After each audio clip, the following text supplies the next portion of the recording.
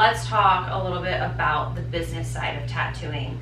I like to really focus on the business side as well, because that is what is making the machine function, and it's making your clients come in. It's really making sure that you're getting reoccurring, but also new faces in the door.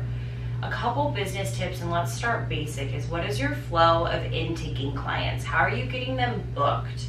My biggest advice is having a system down, getting a booking link, choosing a provider of a booking system that you really enjoy. One of mine is Boulevard, and the reason why I love Boulevard is because they have all of your policies and procedures right there, and they can sign the consents. They let you message your clients as well beforehand, and you don't have to do this whole opt-in, opt-out thing. You can really clearly communicate with them what you're needing beforehand and send your pre and post care, so that way you don't always have to be shoving out that information and feeling like you're saying it over and over and over again. And I notice that a lot of clients will text you afterwards and say, hey, I don't remember this.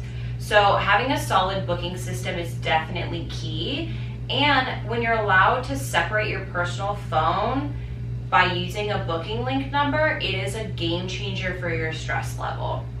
So number one, definitely figuring out your system of how you want to intake clients. What is your booking system? Getting your policies and procedures out there and having clear communications with your clients.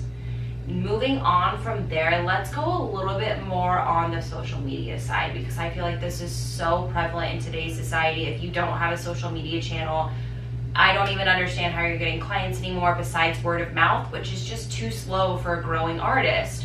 Social media is going to be key, and of course there's always going to be changing algorithms. There's always going to be things you should post, trends, but just start with the basics. Get your work out there. Show your before and afters. Don't over edit all of your videos, all of your photos. People know that it's fake. Anything that looks photoshopped, it's just, what's the point?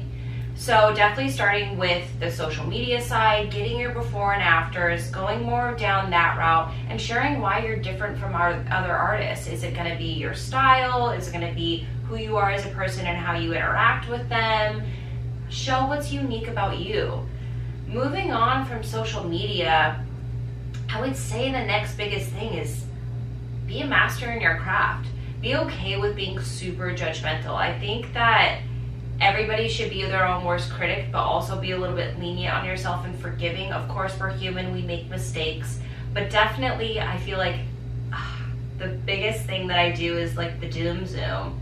And doom zoom is basically when you take your photos and you zoom into these baby little areas and you're like, oh my gosh, that line wasn't perfect, but you can't see it in person.